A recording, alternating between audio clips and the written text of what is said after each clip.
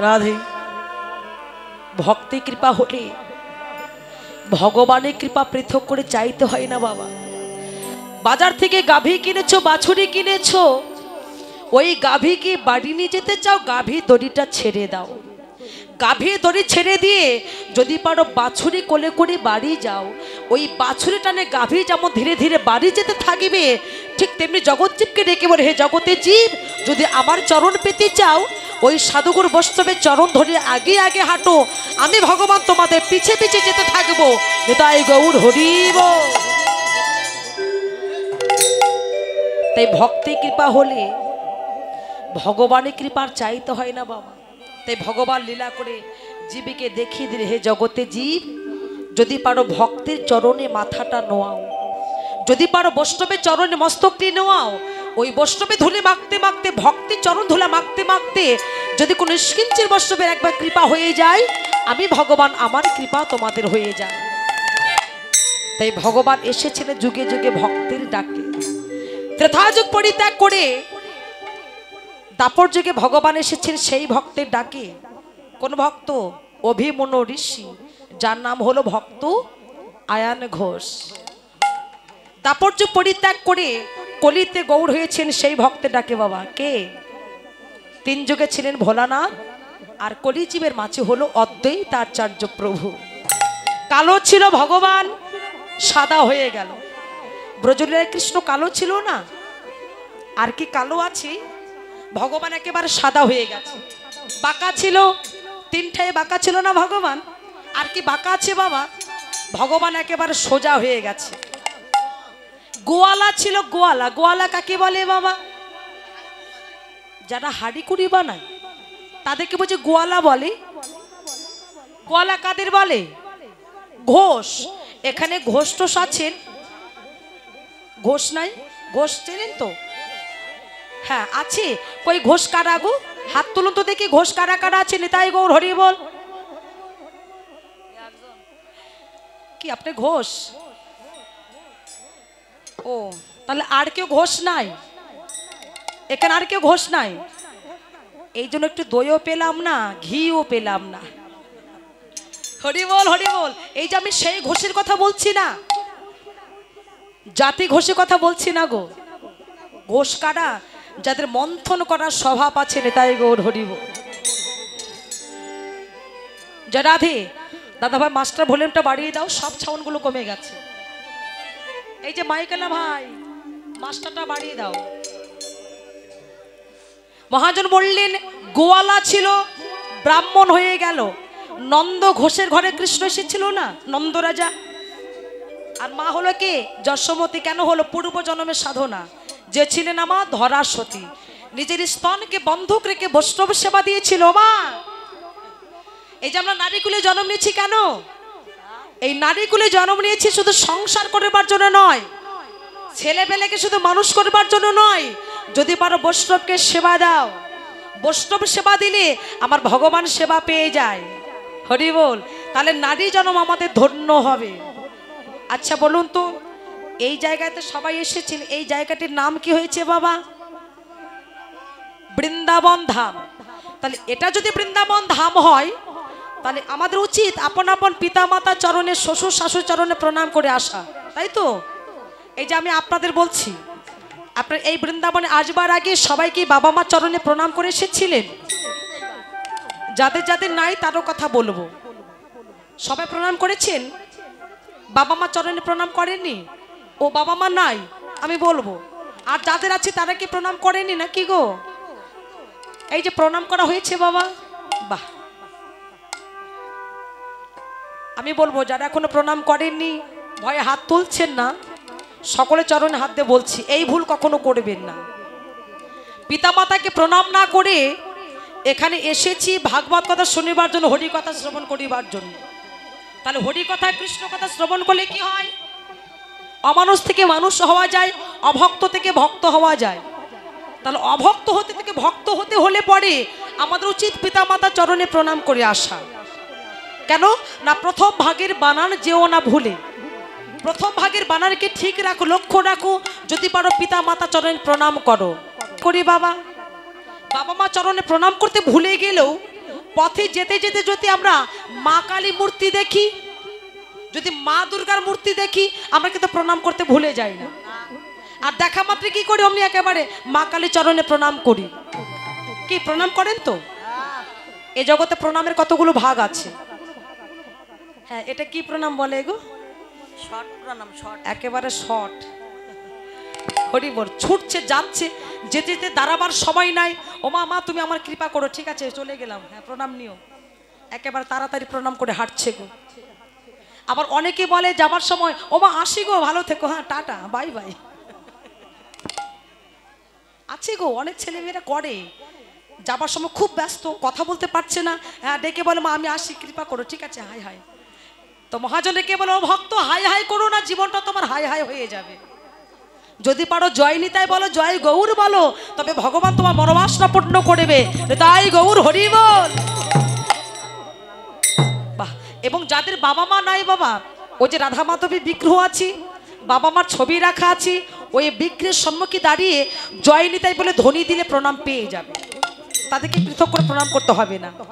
এবং মা কালী চরণে যারা প্রণাম করি, মা দুর্গার চরণে যারা প্রণাম করি, যার 10টা হাত আছে, 4টা হাত আছে, আমরা যখন প্রণাম করেছিলাম বাবা, তো কখনো কি দেখেছেন ওই 4টা হাতে মধ্য থেকে একটা হাত বাহির করে, 10টা হাতে মধ্য থেকে একটা হাত বাহির করে আমাদের মস্তকে হাত দিয়ে আশীর্বাদ করেছে? দেখেছেন কখনো? কেউ দেখেছেন বাবা? দেখেননি। তো মহাজন বললেন, যার 4 হাত আছে, যার 10 হাত আছে, কি প্রণাম করে আশীর্বাদ কথা জানি না, কিন্তু ঘরে যে জ্যান্ত মা আছে, যার 2খানা হাত, যদি কোনো সন্তান ওই মাটির প্রতিমা চরণে প্রণাম করবার আগে ওই জ্যান্ত মায়ের চরণে প্রণাম করতে পারে, শাস্ত্রে বললেন কি না, জননী জন্ম ভবিষ্যৎ সারে গদাপি গড়িয়সী, জননীর চরণে আমার মাতা ভাই নমো নমো।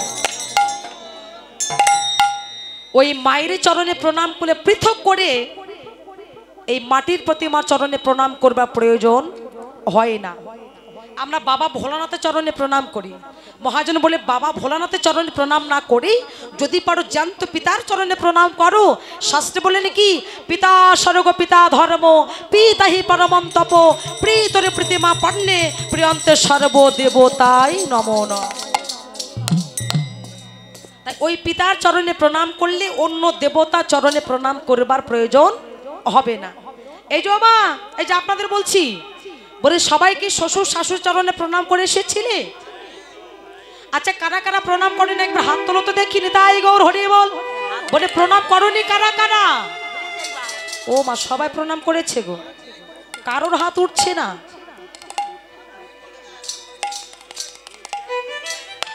ও লজ্জায় হাত তুলছে না। এই যে তোমাদের শাশুড়ি বা শ্বশুর নাই আছে, তাহলে প্রণাম করেছো কি করনি? হাত তুলতে বলেছি প্রণাম। ও বাসায় নাই, ভবপাড়ে চলে গেছে, বেড়াতে গেছে, ও মেয়ের বাড়ি। আচ্ছা ঠিক আছে। এই যে আমি বলছি, কারা কারা প্রণাম করেননি তারা হাত তুলুন। প্রণাম করেননি কারা কারা? হাত তুলুন।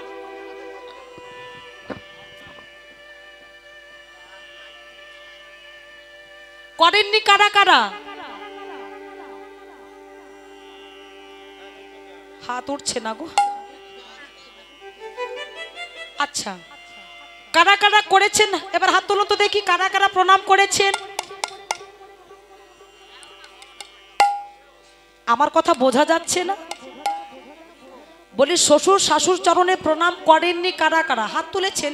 এবার করেছেন কারা কারা? হাত তুলুন। ওই দেখো, এটাও হাত উঠছে না গো।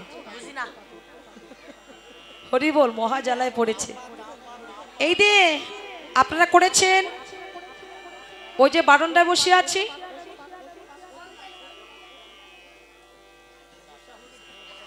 করেছেন কয়েকজন মাত্র হাত তুলেছে। কি গো, শাশুড়ি ভালো না খচ্চর? ঝগড়া করে, ধরে মারে? হরি বল। প্রণাম করেছো? বাহ। যাদের নাই আমি তাদেরও বলবো, নারীর ধর্মটা কি না, পরকে আপন করে নাও। তার পরকে আপন, কাকে আপন করব? স্বামীকে আপন করব। বাহ। যাকে চিনি না জানি না, যে বাবা মা ছোট থেকে বড় করলো, কি বাবা মা পারতো না দুবেলা দুপুটো খেতে দিতে? পারতো তো। তার পরের ঘরে কেন দিতে হলো? নারীর এটা ধর্ম নয়, নারীর মূল ধর্ম পরকে আপন করে নাও। তাহলে যাকে চিনি না জানি না, যার সঙ্গে 7 পা ঘোড়া হলো, যখন সিঁদুর পড়লাম তখন আমার প্রাণের স্বামী হয়ে গেল। এবার স্বামীকে নিয়ে বলছে চলো এখানে থাকবো না, তোমার বাবা আমার সবসময় কুটুর কুটুর করে, সবসময় ঝগড়া করে, আমার পিছনে লেগেই থাকে, এটা তো হলো না, এটা তো করো না। এই যে শহরে চলে যায়, মানে সিলেটে চলে যায়, অনেকে থাকবে এই ঘরে থাকতে চায় না, একেবারে শহরে চলে যায়। হ্যাঁ চলো চলো মৌলভীবাজার চলে যায়। বাহ, হরি বল, যে বুড়ো বুড়ি সেই বুড়ো বুড়ি থাকছে গো। এই যে এটা ভাববেন না গো, সন্তানকে নিয়ে আলাদা হয়ে যাবেন না, কেননা আজকে যে সন্তানকে মা ছাড়া করে দিচ্ছেন, একবার ভেবে দেখো তোমারও সন্তান হয়েছে, তুমি আজকে সন্তানকে মা থেকে আলাদা করে দিলে, তো তুমি তো শ্বশুর শাশুড় সেবা যত্ন করলে না। তোমার ছেলে হয়েছে, মেয়ে হয়েছে, তোমার ছেলে যখন বড় হবে দেখবে মা তো কখনো শ্বশুর শাশুড় সেবা করেনি, তাহলে আমার বয়সে যখন এবার কুটুর কুটুর করবে, তখন ওই ছেলে বলবে এই যে মা তুমি কি তোমার শ্বশুর শাশুড়িকে ভালোবেসেছিলে, তাহলে আমার বউ কেন তোমার সেবা করবে? কি বাবা ঠিক বলেছি তো? ব্যাংকে টাকা রাখলে কি হয়, ডবল হয়ে যায়, সুদ হয়, তুলে নিতে বেশ আনন্দ লাগে, বা সুদ হয়েছে। এই যে ও মা, আজকে আমি কারো মেয়ে ছিলাম, মেয়ে থেকে একদিন কারো মা হয়ে গেলাম, মা থেকে একদিন কারো শাশুড়ি হয়ে যাব, আর শাশুড়ি থেকে একদিন কারো কি হব, ঠাকুমা, ঠাকুমা থেকে একদিন কারো কি হব, বুড়ো মা, আর সম্পর্ক নাই, এখান থেকে সম্পর্ক শেষ। তাহলে আমি যদি আমার শ্বশুর শাশুড়িকে ভালো না বাসি, তাহলে আমার ছেলে বউ যারা আসবে তারা কি আমার সেবা যত্ন করবে? যদি অপরাধ হয়ে থাকে ক্ষমা করে দেবে। নারীর মূল ধর্ম, আজকে বাড়িতে বসে একাদশী করছি, ভগবানকে 3 বেলা সেবা দিচ্ছি, আমার শ্বশুর শাশুড়িকে ভালোবাসছি না, ভগবান কখনো তোমার হাতে খাবে না। তাই আমি বলছি, ঘরে যে বিগ্রহ আছে, একবেলা সেবা ভগবানকে না দিলেও চলবে। যদি কোনো বৌমা শ্বশুর শাশুড়ি চরণে সেবা যত্ন করতে পারেনি, তাই গৌর হরি বল।